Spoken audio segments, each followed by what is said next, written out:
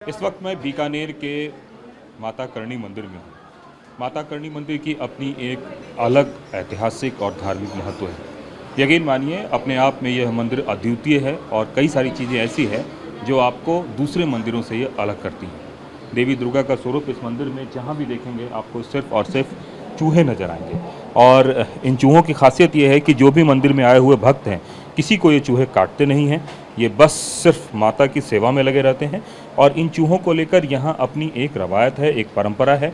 क्या है इस पूरे मुद्दे पर बात करते हैं। एक बात बताएं कि ये क्या है इस मंदिर की खासियत की बात करें अगर इस मंदिर की खासियत तो वैसे तो आपको दिख ही रही है। ये चूहे नहीं है, चूहे जैसे दिख रहे हैं, इनका नाम काबा है और ये माता जी की संतान ही है जो माता जी के चौथे पुत्र में थे। लाखन जी सबसे छोटे, वो कोलायत स्नान करने के लिए गए थे। वो क्या है कि वहाँ डूब के एक्सपायर हो गए, ख़त्म हो गए। तो माता जी की जो पुत्र वधू थी, जो लाखन जी की धर्मपत्नी, उन्होंने माता जी को बोला कि भाई आप लोगों को जीवन दान देते हैं और लोगों के कष्ट हरते हैं, दुख हरते हैं, तो आपका जो खुद का पुत्र है, मेरे पति हैं, वो आज स्वर्गलोक को चले गए हैं, आप उनको वापस जीवित करो। तो फिर करणी माता ने इसी गुफा में, ये जो गुफा है, ये माता जी शरीर से यहीं तपस्या करते थे, इसी गुफा में अंदर जा कर के, और फिर गुफा का दरवाज़ा बंद करके धर्मराज जी के पास गए थे और धर्मराज जी को बोला कि भाई मैं अपने पुत्र को वापस लेने के लिए आई हूँ। धर्मराज जी ने बोला माता जी भाई जो यहाँ आया है वो वापस तो गया नहीं है, ये तो विधि का विधान ही सारा उल्टा हो रहा है, आप ऐसे कैसे कर रहे हैं। तो माता जी ने बोला भाई किसी के माँ बाप आए हो तो आप मेरे को बताओ, पुत्र को लेने के लिए मैं आई हूँ तो मैं अपना पुत्र लेके जाऊँगी। तो फिर क्या है कि करणी माता ने अपने पुत्र को वापस जीवित किया, अपने पुत्र को वापस जीवित किया और जीवित करने के बाद धर्मराज जी को बोला कि मैं मेरे स्वर्ग नरक की व्यवस्था, मेरे वंशजों के रहने की व्यवस्था मैं वहीं पे कर दूंगी। तो ये जो आज आपको काबे दिख रहे हैं जो चूहों के रूप में है, इनका शरीर वगैरह चूहों मतलब जैसा है, लेकिन ये चूहे हैं नहीं, चूहों से बिल्कुल भिन्न है। तो हमारे देवपावत परिवार से जो ख़त्म होता है वो इन काबों के रूप में जन्म लेता है, इनमें वापस ख़त्म होता है वो हमारे देवपावत परिवार में जन्म लेता है।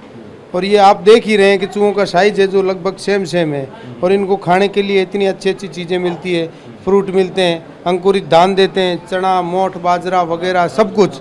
यात्री आते हैं वो भी फ्रूट वगैरह चने वगैरह सब डालते हैं। इनका जो शरीर है जो फिक्स है, ये बड़े नहीं होते हैं। और चूहों का आपने देखा होगा कहीं कर ज़्यादा अगर खाने पीने को मिले तो चूहे इतने बड़े भी मैंने भी देखे हैं, आपने भी देखे होंगे। तो ये भिन्न है चूहों से, ये काबे हैं साइज में रहते हैं। हाँ, जो इनका साइज है फिक्स है। हमारे साथ और भी यहाँ पे संगत मौजूद है, उनसे बात करने की कोशिश करते हैं। आमतौर पर इस मंदिर में कब दर्शनार्थी आते हैं? कोई खास समय होता है जब बहुत ज़्यादा भीड़ वगैरह? खास समय होता है आश्विन मास में। आश्विन मास की शुक्ल पक्ष की सप्तमी होती है, उस दिन माता जी का जन्म उत्सव मनाया जाता है। तो उसी टाइम बहुत ज़्यादा भीड़ होती है और जयंती निकाली जाती है और माता जी का धूमधाम से जन्मदिन मनाया जाता है। और सेकंड टाइम में कार्तिक मास में शुक्ल पक्ष की 14 को ज़्यादा भीड़ होती है, उसी दिन माता जी के ओरण की परिक्रमा लगती है, तो उसी दिन ज़्यादा भीड़ होती है। बाकी नॉर्मल दिन में भीड़ चलती रहती है। नॉर्मल क्या इसको माँ दुर्गा का? हाँ, माँ को माँ दुर्गा का अवतार माना जाता है।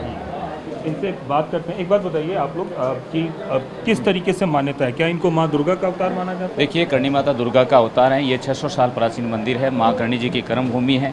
उस समय पश्चिमी राजस्थान में अराजकता का माहौल था, सुशासन की कमी थी, तो करणी जी ने यहाँ राज स्थापित किया, बीका जी को राजा बनाया। जोधपुर मेहरानगढ़ फोर्ट की नींव माता जी के आशीर्वाद स्वरूप लगी है। करणी जी ने गौ कल्याण के जन कल्याण के लिए बहुत कार्य किया था और ये माता जी की कर्म भूमि है। 100 साल माँ करणी जी ने यहाँ अपने शरीर से यहाँ तपस्या की थी। मोदी जी भी आने वाले हैं, मोदी जी भी दर्शन करेंगे, किस तरीके से लोगों में इस तरह का उत्साह है? आपको लगता है कि एक देखिए, यशस्वी भारत माननीय श्री प्रधानमंत्री नरेंद्र जी मोदी यहाँ आ रहे हैं, पहली बार प्रधानमंत्री जो आ रहे हैं, और ये माँ करणी जी का मंदिर है, विश्व प्रसिद्ध मंदिर हैं। और जो आर्मी के जो सेना के जवान हैं वो यहाँ माँ के दर्शन करने के पश्चात जाते हैं। और माँ जो आप जैसे तनोट में बम गिरे थे वहाँ ब्लास्ट नहीं हुए थे, तो ये माता जी का स्वरूप है, दुर्गा का स्वरूप है। लोग आशीर्वाद, आर्मी वाले आशीर्वाद लेने आते हैं। इसी प्रकार मोदी जी भी आ रहे हैं और सेना के जवानों का हौसला अफजाई करेंगे। मतलब बॉर्डर इलाके में जो भी सैनिक पोस्टेड होता है सबसे पहले वो यहाँ, हाँ, माँ करणी जी का मतलब यहाँ आते हैं, प्रार्थना करते हैं और यहाँ से आशीर्वाद लेके जाते हैं। अच्छा, और निश्चित रूप से विजय हासिल होगी। बिल्कुल निश्चित बिल्कुल। तो आप देखिए, ये जो माता करणी का मंदिर है, इस मंदिर की बड़ी प्राचीन महत्ता है और उसी महत्ता को एक तरीके से उतारता हुआ ये तस्वीरों में आप देख रहे हैं। यहाँ के जो चूहे हैं उनको काबा बोला जाता है और मंदिर में सफ़ेद चूहों की विशेष रूप से पवित्र माना जाता है। उन्हें करणी माता के पुत्रों के रूप में पुनर्जन्म माना जाता है। जो सफ़ेद चूहे हैं उनकी क्या खासियत है? सफ़ेद चूहे के दर्शन है जो अच्छे माने जाते हैं, शुभ माने जाते हैं। जो भक्तों की आस्था है कि अगर सफ़ेद काबे के दर्शन हो गए तो ऐसा कि मान्यता, उसकी जो मन्नत है वो पूरी होती है। लोगों में बड़ी आस्था है सफ़ेद काबे की। सफ़ेद काबा मतलब हमारे में से जो करणी जी के परिवार हैं, हम लोगों में से जो अच्छा कर्म करता है वो वाइट काबा बनता है, उसे स्वरूप अच्छा माना जाता है। करणी माता का भी स्वरूप मानते हैं लोग, माँ के दर्शन मानते हैं साक्षात। जिनकी भी मनोकामना होती है वो वाइट काबा सभी प्रार्थना करते हैं। माँ करणी जी से दर्शन करने के पश्चात वाइट काबा देखना शुभ माना जाता है, अपनी यात्रा को सफल मानते हैं।